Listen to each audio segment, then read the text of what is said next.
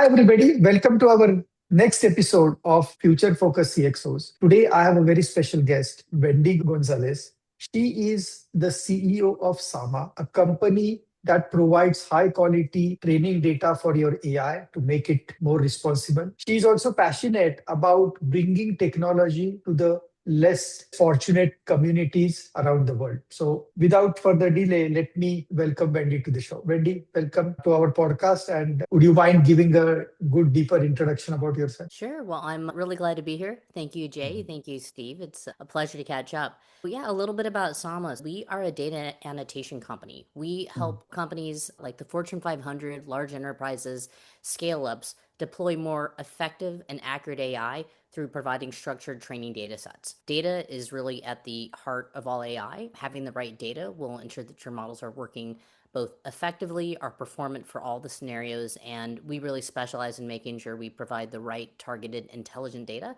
so that your model is not overfitted or underfitted for its purpose. In terms of the why we do what we do, you mentioned our social mission as well. So Sama is a public benefit corporation. So we're a certified B Corp, and we have a social mission as well, which is to provide job opportunities to individuals in underserved communities. So we focus on hiring people who've got the greatest barriers to employment, who are below the World Bank poverty line, incredibly talented and smart individuals who simply lack access. So part of our mission is to bring incredible talent to the table in regions with a really great and diverse background. And yeah, just very pleased to be here. And I remember you saying in our last call that talent is global, but opportunities are not. And it really stuck That's with me right. because I also come from a third world country where I'm very fortunate to be where I am. But coming from 1.2 billion population here, we realize how less the opportunities are. For one job, there will be 5,000 people standing. So, Well, that's it. That's exactly it. So, yeah, you hit the nail on the head. So, we were really founded on this notion that talent is distributed equally, but opportunity is not. And yeah. so, what happens is you can have all these incredibly talented people, but they simply lack access on how to get connected to jobs, right? Most people hire individuals on the basis of you have this exact degree or you Yeah. came from this university or you've done what I've done before many times.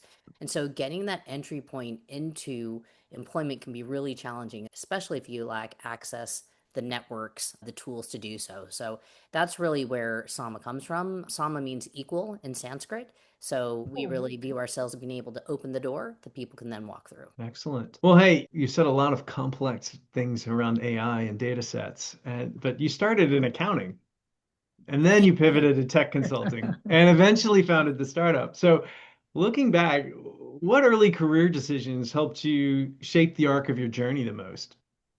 Yeah, probably the first was going. I think I had enough of a sound mind in college to recognize that maybe accounting wasn't the only thing. So I also got a minor in technology or information systems as well. But the reality is, I joined Ernst& Young and I joined on the audit and financial side and found out very quickly that I really didn't like it. So the major arc was I don't think I'm cut out for this. Mm, Thankfully, there was an opportunity to transition into the management consulting side where some of my technology background was more relevant. And going into it, this idea that you can leverage technology to really transform and enable companies, that is really where I found my passion. And while the journey has taken me from consulting for a decade to being at large enterprises, ultimately to startups, it was all about how do you leverage technology to drive business impact and value. And it's also really the genesis behind Sama as well as we have a social mission of being able to create livelihoods and employment, but it's really only possible through technology and through the adoption of AI. When we talk to the CXOs, they often talk about the inflection points in their career path. And none of the CXO we have seen who had a very linear career path.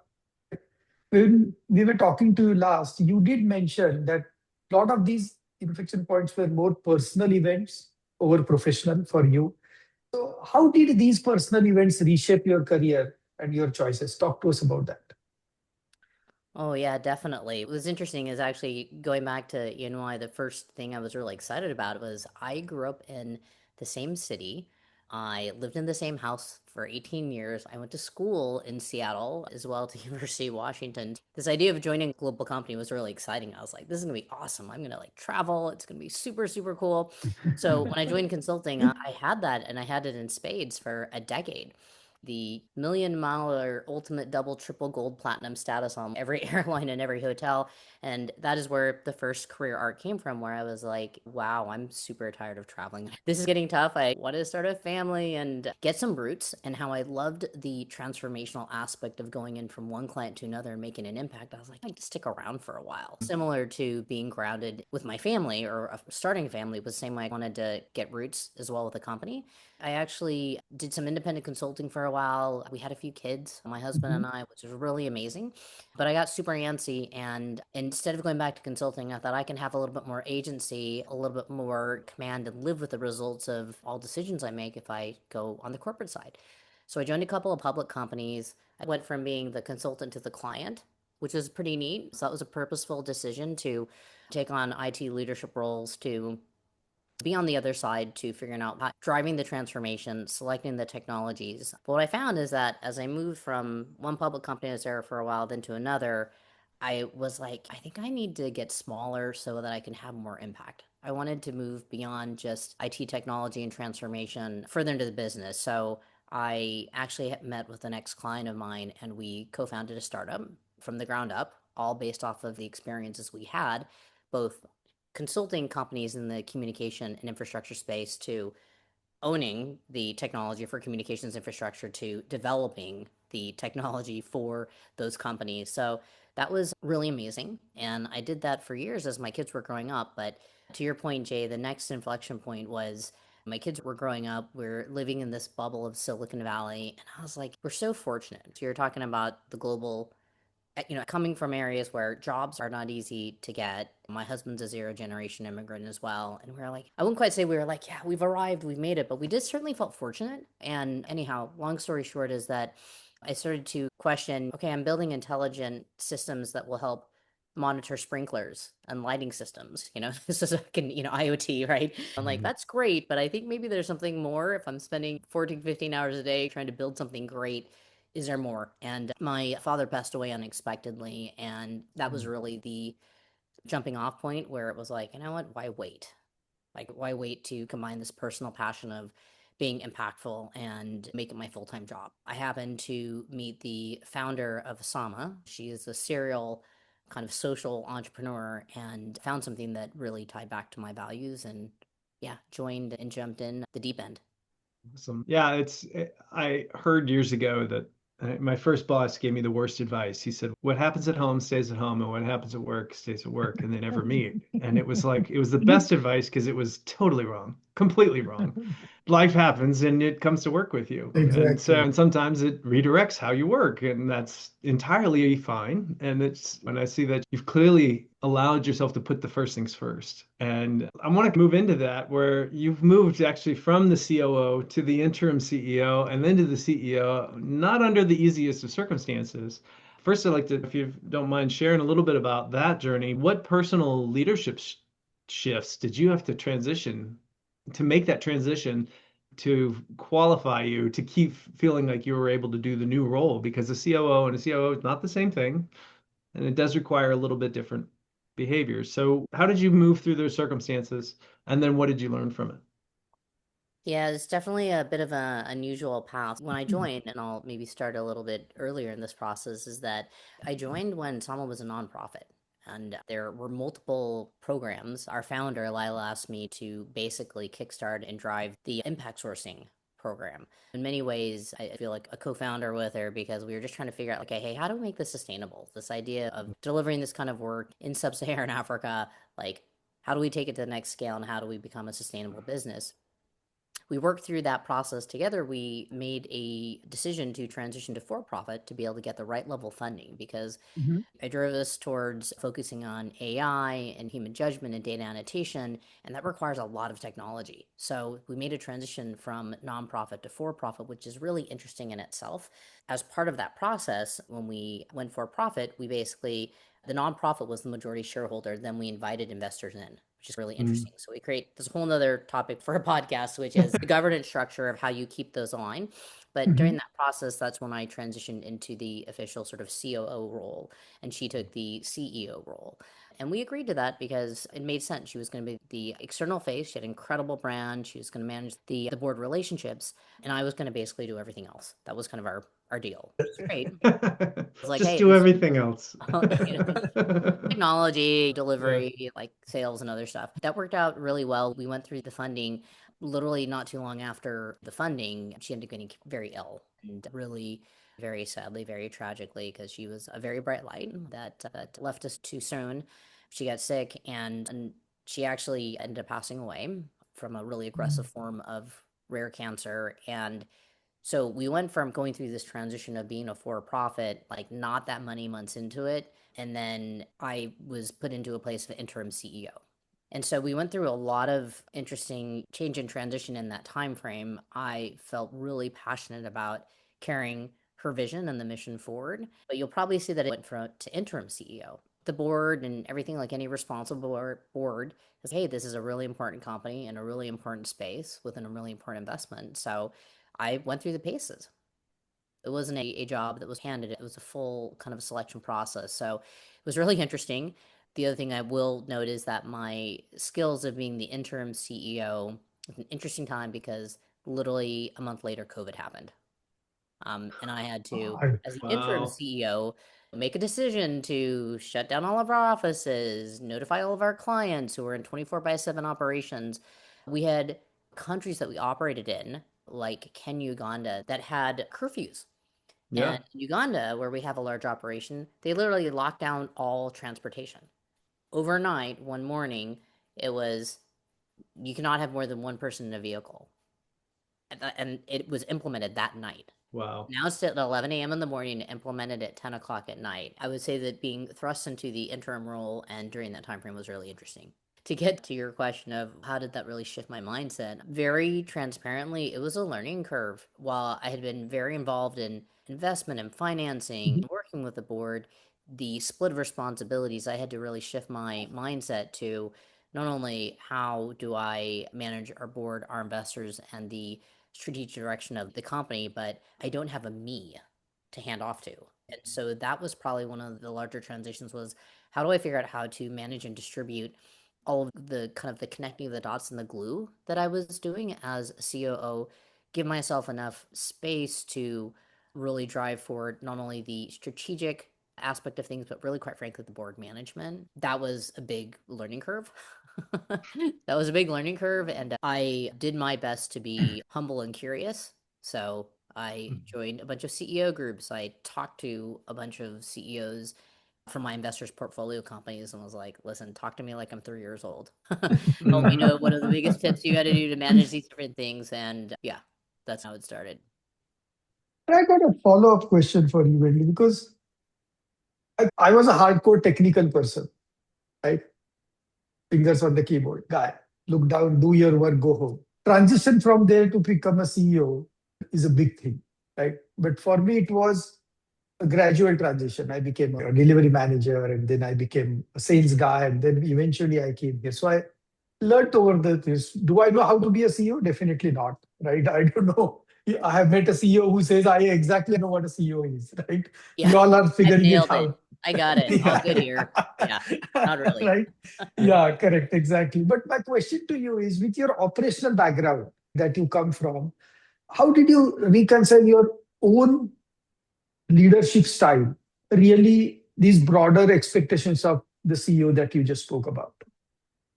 Yeah, it was a really interesting challenge because by nature, when you're in those operational roles, and I'd run technology teams, I'd run each function, if you will, to a certain extent, and either directly or or in a previous life. But you're spending a lot of time on the how, and Hmm. being able to elevate to the what, the Oh, direction, reading the tea leaves, whatever analogies, euphemisms you want to use, that sort of push to not allow myself to be like to dive, right? So I knew that I was naturally a ball catcher. I call it a ball catcher. Somebody drops a ball, you're like, whoa, I got it. Let me help you out there. I have that tendency, and all my life, I've always been a servant leader, which is not Mhm. usually the attribute that you think of when you think of CEOs. So I had to challenge myself a bit, and I did a little bit of introspection, tried to say, okay, what am I good at? What am I not good at? Where are my natural tendencies? How do I be the CEO the company needs me to be? Which can mean sometimes, in some cases, being outside of my comfort zone. But instead of taking it just all out on my own, how do I surround myself with a set of leaders, right, that are kind of part of my team that will really allow me to leverage my strengths? And to say that I'm 100% in CEO, I started to get compliments, right? So if I had it sort of 70, 80% of the way there, I was like, okay, I think my CFO is going to be somebody who's really going to help pull me out of the weeds. I think my technical leader, I can partner with him to really strategize how we're going to adopt our solution for the future. So that was ultimately, it wasn't necessarily a magic formula, but it was certainly we'd go through this sort of exercise of, it's not just what does the company need today, but it's what CEO does the company need tomorrow? It's recognizing that it evolves, right? And so you can set a goal, you have to take a look at how you're performing, you need to make adjustments as necessary. And recognizing that evolves, taking stock, I would say an annual basis. I don't want to say I reflected like every day, looking in the mirror, Mhm. what could I do better or different? But I do this exercise every year, make sure that the people that are surrounding me are in the same boat, or if we need to make adjustments, making those appropriate adjustments. But it is, yeah, there's no way that companies operate on a single person. It's 100% a team effort. So I tried to take that attitude and just Mhm. leverage it in my way of being a CEO. So you teamed your way into better talent management. That's what it sounds like. Yeah, to a certain extent, yeah, better talent management. And yeah, just kind of recognizing strengths and weaknesses. If you can figure out what your team dynamic is, you're not like, I think the worst possible thing is when you're either the kind of CEO that's, hey, I wear the highway, like I know what I want, and boom, everybody's just going to execute against that. In my case, I was like, hey, I think and I work better when I have a team, and I don't want everybody who thinks exactly like me. Because if I had everybody who Mhm. thinks exactly like me, I'm pretty sure we're not going to come to the right solution, or maybe not the best solution for the company. So, You can get to the wrong place really fast that way. yeah.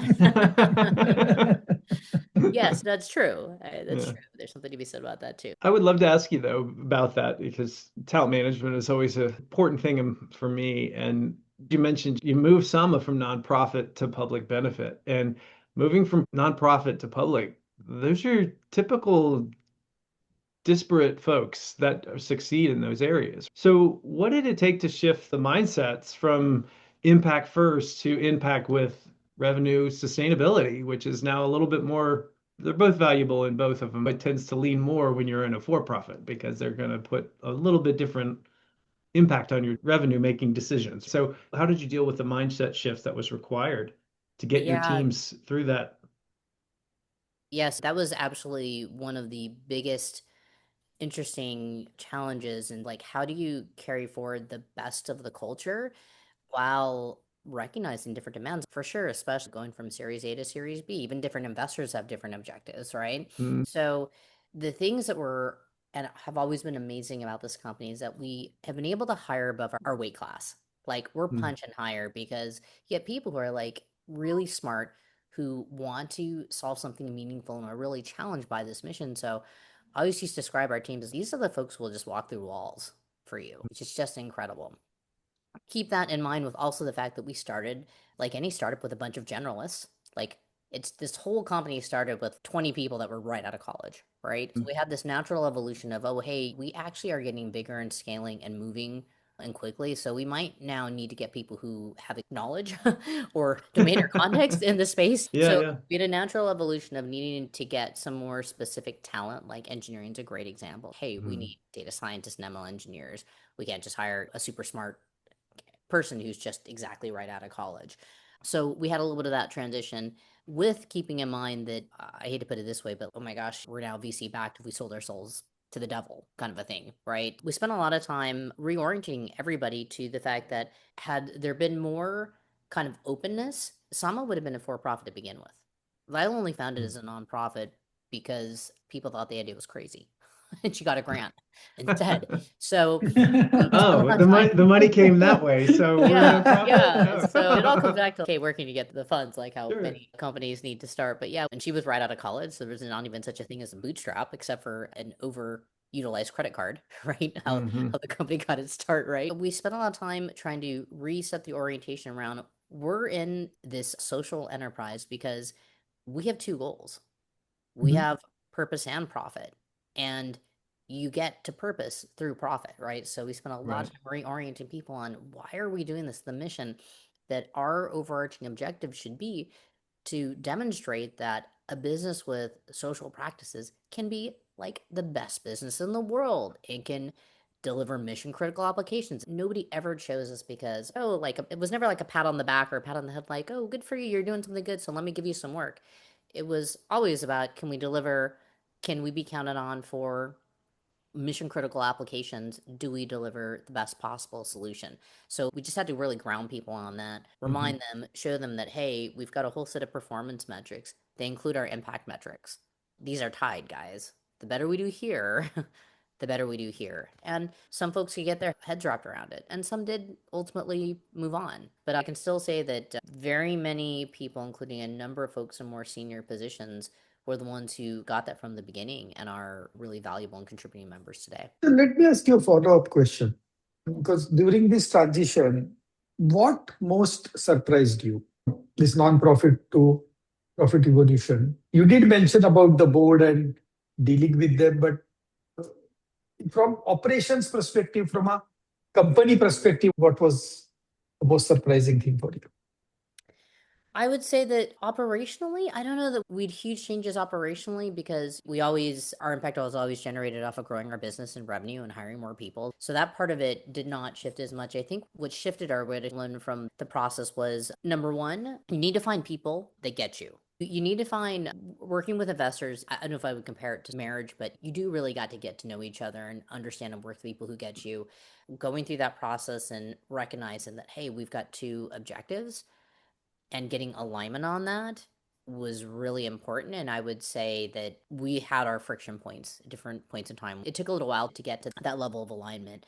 I think the second was we had some impact investors, we had some traditional VCs, and being able to reconcile what great performance looks like across the board uniformly was also, I think, a little bit of a learning.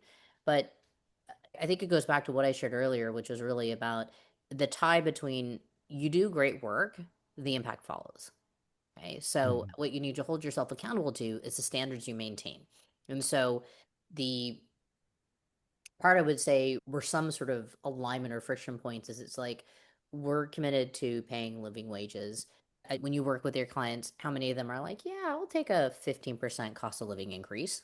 Some of the regions we work in, like the inflation is really high, right? So you've got to be, the way that I challenge our team is to say, okay, hey, we've got standards that we operate with and will commit to, because a lot of Mhm. companies in the region, they don't have maternity and paternity leave for entry level work or even benefits and things of that nature. But that was a long-standing commitment for us to provide a comprehensive safety net for our workers.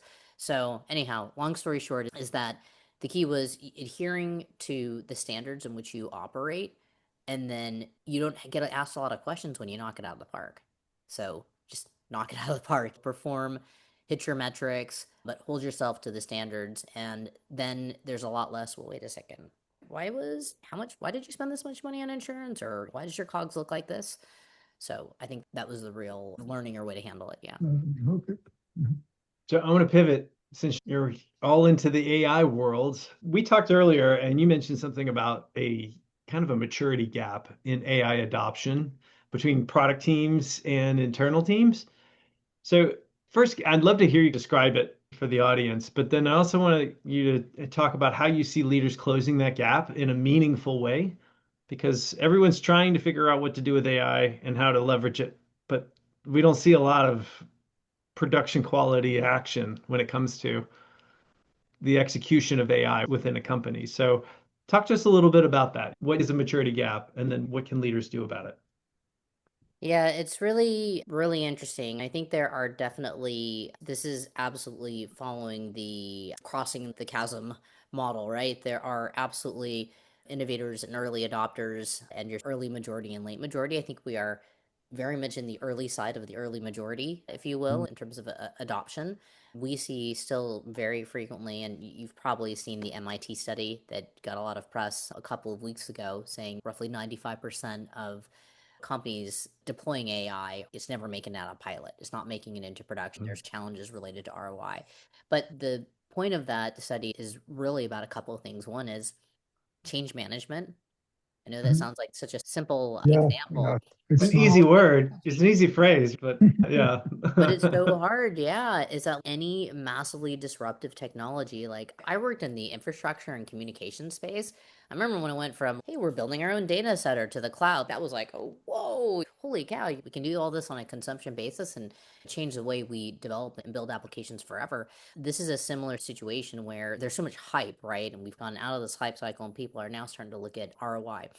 Now, in terms of where do we see that challenge, is that a lot of times I always say that like a bad process automated is still a bad process. So where a lot of challenges arise is you got to think about the workflow or the use case you're actually trying to solve for. Mm, If you have a good view of that, then your ability to leverage the technology as a means to get there becomes that much better. But the natural fear, and I've seen this actually, especially running across engineering teams and meeting with a lot of clients, and I'm talking about like enterprise adoption, is imagine you're an architect or an engineer and it's, I mean, you grew up, right, programming, Oh, like yeah. only you know this, right? Like you're a specialist. It is to a certain, to the layperson, it's a little bit of a black box, right? Now all of a Mhm. sudden, somebody who is less technical doesn't need to learn all the syntax that you probably had to learn to be able to do something Yeah. that. So it's a natural human reaction for it to be scary, right? I saw this quote that was so good. It was like, AI is less of a magic wand than it is a mirror, right? mm, Looking yourself and sort of bring different level of transparency. And I think that's just a That's a natural great part one. of change management. So I see that sort of, oh my goodness, whoa, what is this? And there's all these expectations. So to get through that, it's really about, hey, what is the problem we're trying to solve? So I think that's one thing that is where people get a little disfocused is it's like the automation is the answer. The automation is not the answer, right? It's really about what is the workflow? What are you trying to actually solve for? And this is a mm, tool that can get you there. The second is that for all these great tools, and I know you probably build your own custom GPTs, and I'm sure mess around on your own as well. But it's actually when you're trying to deploy something at an enterprise scale, there actually is an expertise and a planfulness that is necessary. It's not just move fast and experiment, then all of a sudden it's going to happen. So what we find is that sometimes when you're really trying to deploy at an enterprise level, whether it is implementing a product or something, a large scale change in your organization, there is expertise. And like even some of the smartest, most leading edge companies are not always thinking about things like model valuation and how you evaluate quality. How do you know that your model is not just performant and responsive, but how do you know that it's actually meeting the intended purpose? So we spend a lot of time trying to say, hey, let's figure out what good looks like. Here's the different approaches, methodologies. How do you make sure, regardless which LLM you're using or otherwise, how you can actually solve for the use case you intend to? And hence my underfit, overfit comment before. That happens a lot, even in the most Mhm. advanced companies. all So, right. So AI is a mirror. That means it just shows how good of or bad of a prompt engineer I actually am. That's what you're. yeah, not just that. I think what I got from it is that AI is a mirror and it is going to show your ugly face when you stand in front of it. Yeah, how bad your data is. Yeah. Yeah, exactly. So, You're all beautiful. We see that. We do see that with companies as they were trying to build AI stuff to sit on top of Salesforce, and then they'd come around the circle to, oh, we have to have one instance with one core set of data, and it all needs to be Oh yeah, wait consistent. a And you're yeah, like, yeah, exactly. A clean data set? Only we have to have yeah, what this is that? defined? what's that? This doesn't make Right. any sense. Like I'm gonna Yeah, so there's so much promise that obviously there's tons of pressure Mhm. to adopt. And I would say on the leading edge of adoption, I myself even feel pressure to figure out the tools and leverage them appropriately. But as I've really looked across our organization, and we have operations team members all across the board, finance, people, it's not just the engineering teams, and product teams, and marketers who are leveraging these tools. It all comes down to workflows, Mhm. really. What are those workflows? What are you trying to optimize for? And then we try to leverage our expertise, which is how do you make sure that you've got the right data sets and the right rules to make your workflow or whatever use case you're delivering effective. And then how do you keep Mhm. it there? Because AI doesn't live on a shelf, right? It's interesting to have that sort of different mindset that AI actually has to be maintained. Oh, You yeah, it is put it a out it is a there, living, breathing thing, it's a right? living, breathing Because thing, just like us yeah, as humans. so It experiences new things that affect its correct, behaviors, yeah. right? Like a bad breakup. No, not like a bad breakup, but like it is like a human, right? So you have these different experiences. And so there are definitely companies who get it. There are others who are like, oh, wait a second. Defining how you evaluate model quality and make sure that the model's not drifting from its intended purpose and that there's effort to that. And if you kind of, I always think of it as measure twice, cut once. If you have that view coming into it, you can set that framework. You don't have to spend gobs and gobs of money to constantly retrain your models, but you do need to have these checkpoints to make sure if you're planning to go to A that you don't end up somewhere over here 5 degrees to the Mhm. left. Yeah, so when you think about Sama, right, you are really talking supporting AI systems with human in the loop, you Yeah. know, Structured data judgment, but sets and analytics and humans in the loop. analytics and annotations and making sure the model doesn't drift and things that you said. But let me ask you, what really excites you the most about the direction of this space and where it is heading? What I love about the direction of this space is that these technologies are global, right? And so they really know boundaries. So what excites Okay. me is Mhm. about how do you make this technology relevant and relevant for every use case? And how do you get to a point to where you can work with a client to make sure their models are being deployed and are operating with certainty, that it's reliable, it's trusted. And what's really interesting is we're seeing lots of pretty cool trends. There are only so many frontier models out there, and that will consolidate over time. The best ones are going to win out. You don't have 100 cloud computing providers, right? You've got a handful. And so, that I think there's a natural course, right, of a business that's going to take place. So if you got these great big underlying technologies, then how do you make those technologies work for your application?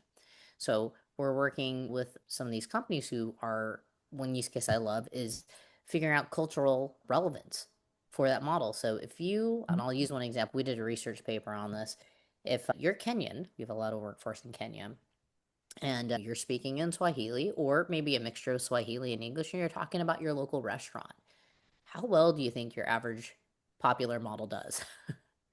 It is terrible, right? Oh Right. yeah, It's oh yeah, absolutely oh yeah, terrible. So it's got all the yeah. logic, but it Yeah. completely misses all of that context. And so what's interesting is that we don't have a massive cloud computing provider for every nation on earth. We've got the big three, right? Eventually that's going to happen. And so being able to look at some of these large models, making sure they're relevant is probably how I describe it, have the right context. That excites me because that means your model's performant for the application in which it's useful for. And if you can do that, it's amazing on a general scale to be able to make those models smarter enough to be adaptable and more personalized. And then on these sort of enterprise and application level, I love the use cases we work on. We're working on everything from crop disease detection to defect detection for space shuttles. There's really interesting applications out there. I love that aspect of it. There was also some other MIT study about like, is AI just going to make us dumber?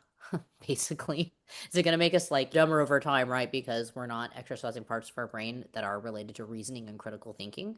That's where I think there always is a place for the human in the loop and some of that judgment. It's not that you want there to be massive manual efforts in any way, shape, or form, but the contextualization is only going to become more and more critical. Excellent.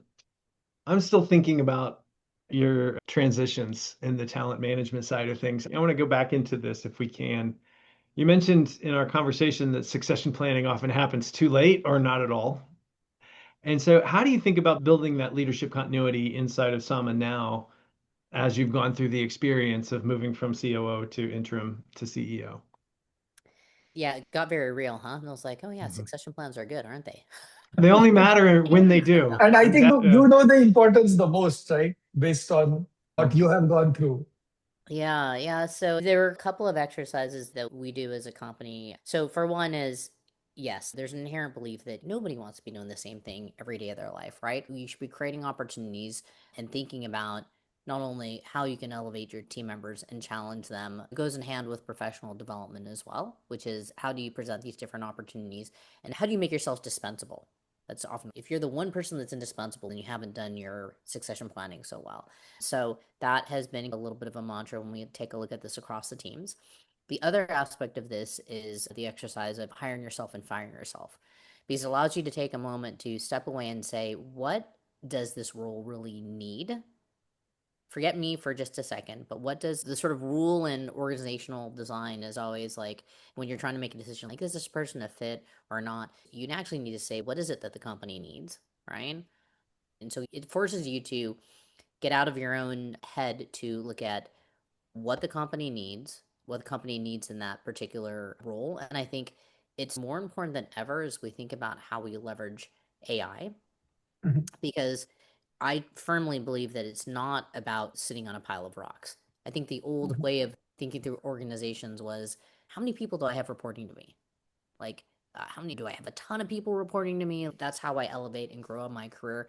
We've tried to take a look at this as kind of functions and again, workflows, if you will. What is really necessary? So, what is really necessary for that function and team? And so we organize ourselves really more around, okay, we have these company objectives, but what do we need to get done in technology? What do we need to get done operationally? And what do we need to get done from a go to market standpoint? And looking at it mhm, from that perspective, and I realize I'm weaving down a little bit of a rabbit trail here. That thinking allows you to say, what does the company need in each of these spaces? It's not necessarily Wendy as an individual, but it's these responsibilities across my department. And so Mhm. that's the thinking that we try to challenge ourselves towards. And we have a couple of exercises, and I'd be happy to share those if it's helpful. But yeah, that's at least how I think about it. yeah. See, one of the posts you wrote that the real story is how you get there and who gets there with you. How do you keep that ethos alive while scaling? Yeah, it is. And I'm sure you've seen this in your experience as well. You get the right person in that seat next to you. Holy cow, does it move the needle? You can find Mm, people who are proficient and have their specific expertise. Setting that high bar, though, for talent density is so important. And I found that every time I'm a roundabout way answering your question, but when I say it's so important, yeah, you got a destination, but it is who's on the bus. And the trick is on figuring out who's on that bus with you is tied back to what I was saying before, is that sometimes who's on the bus does need to change. And you mhm, challenge yourself to say, where are you as a company and what are you trying to evolve to be? Okay. Otherwise, and I've seen this happen a million times, and I made this mistake at different points in time in my career as well, is you're like, I like this person. We fit like a glove. But then you look and say, hey, actually, what I need now is I don't need the only curious innovator. I actually need somebody who's going to kick butt and take names, right? I need somebody who's going to help us execute. In another phase, it might be something different. So challenging yourself to say, to find the right people who fit the needs of the company at the stage that you're in is very important. And then the second is boy, if by the time you figured out that person shouldn't be on the bus, you've probably already let too much time pass. do that, yeah. And I can't think of a single time in my career where it's, oh, but I don't want to create disruption. Shoot, We you know, always think that, there's yeah. risk, right, by making this transition. And it's so easy to get caught in that trap. Whereas probably most of the time when you rip off the band-aid, like you recover, you've been through the .com and like the different busts that have happened. And then all of a sudden it's, holy cow, we need to make a big shift or we need to reduce, like eventually you get there, but it is very hard to rip off the band-aid. So challenging yourself to say, hey, as soon as I feel that kind of like itch, is this the right person? Is this the right person for the right time, for the right stage? That's critically important. And I'm thankful that I've worked with some really great and dynamic people, but I would say the same thing for myself. If I become unuseful, then I shouldn't be here. Great. I think I do relate to what you just said because sometimes we like the person, we know the person has talent, but it is just not the right fit for the situation or the company where the company Yeah, is. could be a great fit Right? somewhere else for a different Yeah. company at a different Yeah. stage. It has nothing to do. They could be an Yeah. amazing person, Person. Yeah, right? exactly. And it's so hard to let go. You try to do everything possible to see how can I make that person successful because you like that person. But then, and I relate to it's a hard decision. Yeah. Yeah, it's tough. That's been a lesson learned for me. I would never say that I've gotten perfect at it, but boy, yeah, it's a lesson to be learned every day. Yeah.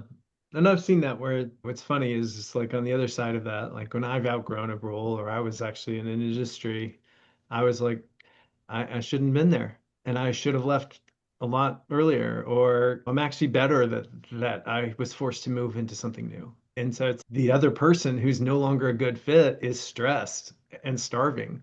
I actually have a friend who had to go home and fire his wife Oh, because the business outgrew her skill set. And it oh was my the, goodness. Yeah, and that's a I, tough one. oh Oh, yeah, I was like, I don't even know how you're going to do that, man, but Yeah, call that me is if you a need. I ran into him 8 years later, and he said it was the best thing for both of them. And they thrived like afterwards. But she was just over her skis, and he had to finally say something about it, and he did it, and then it dynamically changed their lives. He was wow. like, I know that was tough. I'm like, hey, you did it. And the fact that you did, you freed both of you. They don't always go like that, but all right, we're gonna land this plane, and what we always do with our wonderful guests is we want to ask you advice that you would give to someone who's trying to move into a C-suite role. So, what are some of the thematic thing for you that you feel has allowed you the opportunity to gain and sustain the role that you're in? I would say fundamentally it's be curious and be humble. The advice I would give is, hey, getting this opportunity, even having to test for this opportunity, move into the CEO role. Yes, of course I believe in my judgment. And of course I'm happy about my track record, but I had to be curious enough to learn. Called another 50 CEOs. It's just like when you're trying to do product market fit and you're trying to understand if your solution is, what do? You talk to customers, you try to understand pain points, you try to learn from other people. And I would say try to learn. You're curious, you want to know what it takes to be there, to be the next CMO, the next whatever it might be, is use your network, ask friends for people. People love to give advice and support. They love to talk about their mistakes. I could spend the next few hours talking about how many mistakes I've made with you. It's almost cathartic. That's what I would advise. Stay Yeah, curious. Don't assume you know everything. excellent. thank you, Wendy. It has been pleasure having you on our podcast. If you enjoyed listening to her, watching Wendy, how she went through her career path, do follow us. If you have any questions, reach out to her on LinkedIn. And until next time, thank you for listening and have a great day.